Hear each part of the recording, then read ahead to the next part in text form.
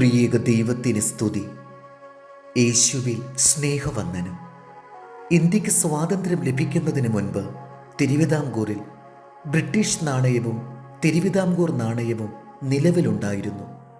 ശുദ്ധമായ വെള്ളി കൊണ്ടുണ്ടാക്കിയ നാണയങ്ങളായിരുന്നു ഇവ രണ്ടും. ആ കൂട്ടത്തിൽ കള്ളനാണയവും പ്രചരിച്ചിരുന്നു. ശരിയായ നാണയങ്ങളും കള്ളനാണയങ്ങളും തമ്മിൽ തിരിച്ചറിയുന്നത് ശബ്ദവ്യത്യാസത്താലാണ്. ഇതിനുവേണ്ടി നാണയങ്ങൾ നിലത്തടിച്ച് നോക്കുകയോ നഖം കൊണ്ട് തട്ടിത്തെറിപ്പിച്ച് നോക്കുകയോ ചെയ്യുമായിരുന്നു.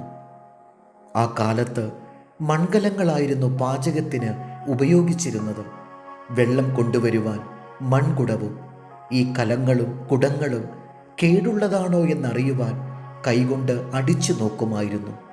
പൊട്ടലോ വിടവോ ഉണ്ടെങ്കിൽ അത് പരിശോധനയിൽ വ്യക്തമാണ്. ഇതെല്ലാം മനുഷ്യർ ഭൗതിക വസ്തുക്കളിൽ നടത്തുന്ന പരിശോധനകളാണ്.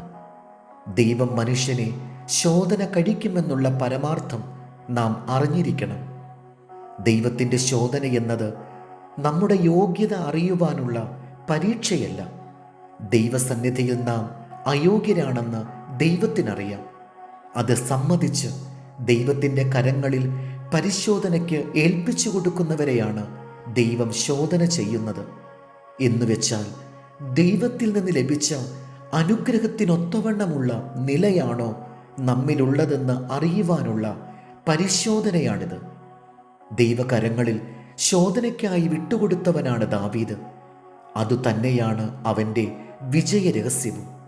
ദാവീദ് പറയുന്നത്, യഹോവേ, നീ എന്നെ ശോധന ചെയ്ത് അറിഞ്ഞിരിക്കുന്നു എന്നാണ്. ദാവീദിനെ ദൈവം നല്ലവണ്ണം മനസ്സിലാക്കിയിരിക്കുന്നു എന്നാണ് അർത്ഥം. തന്നെ എപ്പോഴും അറിഞ്ഞുകൊണ്ടിരിക്കുന്നവനായ ദൈവത്തെയാണ് ദാവീദ് കണ്ടത്. നമ്മെ ഓരോരുത്തരെയും സൃഷ്ടാവായ ദൈവം അറിഞ്ഞിരിക്കുന്നു എന്ന പരമാർത്ഥം നമുക്ക് ആശ്വാസം പകരുന്നില്ലേ?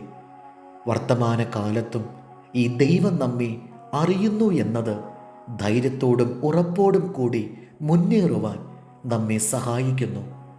നമ്മുടെ ഭാവിയെ പരിശോധിക്കുവാൻ ദൈവകരങ്ങളിൽ ഏൽപ്പിച്ചാൽ ആശങ്കകളില്ലാതിരിക്കുവാൻ കഴിയുമെന്ന് വിശ്വസിക്കുക. സങ്കീർത്തനം 132:17.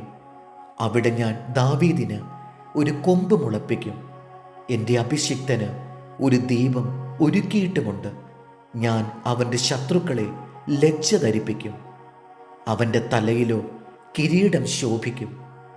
ദൈവം നമ്മെ അനുഗ്രഹിക്കട്ടെ. കർത്താവിൽ എളിയ ശുശ്രൂഷകൻ, ഏരാളിലച്ചൻ.